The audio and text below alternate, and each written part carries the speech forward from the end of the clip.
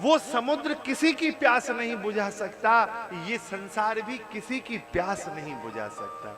इतने दिनों से भोजन कर रहे हो, बताओ कभी भोजन से मन भराया आपका? कभी मन में आया कि बस बहुत दिन हो गए भोजन करते हुए, आज के बाद अन्न छोड़ देंगे?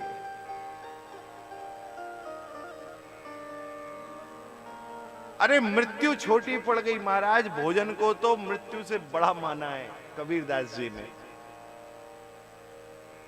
कबीरदास जी कहते हैं, कबीरा मौत से भूख बड़ी,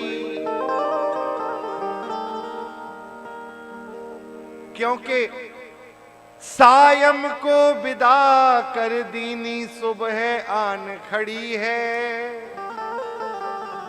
अभी संध्या में ही तो भोग पाया था और प्रातः काल उठे तो फिर चाहिए। सायं को विदा कर दीनी सुबह आन खड़ी है, कहत कबीर सुनो भाई साधु मौत से भूख बड़ी है। कहत कबीर सुनो भाई साधु मौत से भूख बड़ी है। मृत्यु तो एक बार आएगी, इसे तो रोज पूरा करो, ये रोज परेशान करती है। मृत्यु तो एक बार आएगी, वर्ण करेगी, हो गई सीताराम। तो संसार के विषयों के उपभोग से हमारी प्यास नहीं बुझ सकती, क्योंकि न जाने कितने जन्मों की प्यास है। और ये जो प्यास है,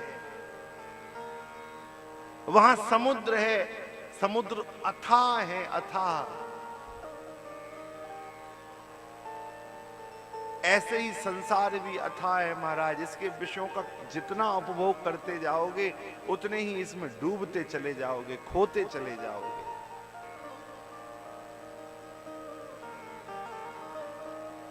इससे पार जाना है, हमें दृढ़ नौका चाहिए। नौका क्या है? पार जाने के लिए कथा एकमात्र नौका है, भगवान की कथा। राम कथा ता कह दृढ़ नावा, ये दृढ़ नौका है। और सबसे अच्छी बात यह है कि संसार में यात्रा करो, पैदल चल के जाना हो तो पैर में थकान होगी, संसार की यात्रा में शरीर में थकान होगी, और यात्रा श्रम देगी। लेकिन राम कथा ये आपको श्रम नहीं, ये आपको विश्राम देगी, विश्राम देगी, आराम देगी, आराम।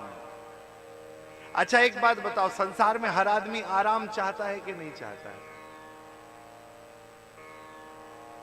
हर व्यक्ति आराम चाहता है कि आराम मिल जाए। चाहते हो कि नहीं चाहते हो?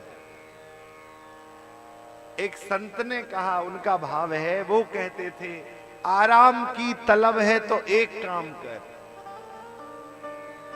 यदि आराम चाहते हो तो बता दें आराम कैसे मिलेगा आपको।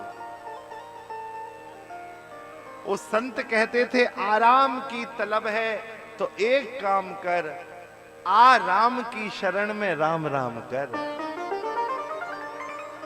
आ राम की शरण में राम राम कर, क्योंकि इनकी शरण में आने के बाद आराम ही आराम है।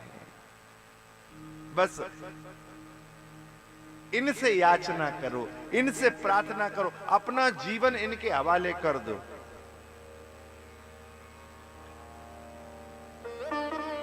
अपने जीवन को इनके हवाले कर दो।